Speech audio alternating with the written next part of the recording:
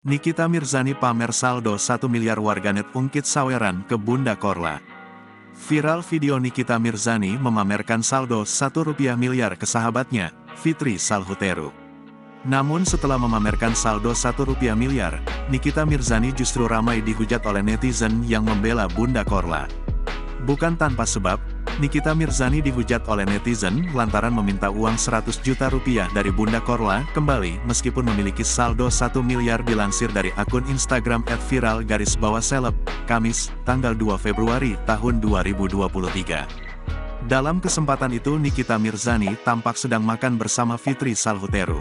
Namun kemudian ia justru memamerkan uang miliknya di sebuah rekening. "Ini uang aku guys," ucap Nikita Mirzani sambil memamerkan layar ponselnya. Usai memamerkan ke warganet, Fitri Salhuteru penasaran dan meminta melihatnya. Sehingga Fitri Salhuteru tampak kaget dan meminta Nikita Mirzani untuk membayarinya.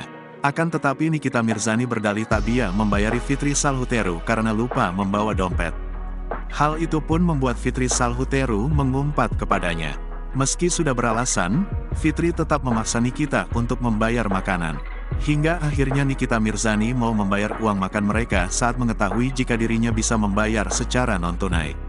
Sejumlah netizen yang mengetahui hal tersebut sontak ramai memberikan komentar. Tak sedikit yang justru menghujat Nikita Mirzani. Pasalnya Nikita Mirzani dianggap masih miskin karena meminta uang Bunda Korla kembali.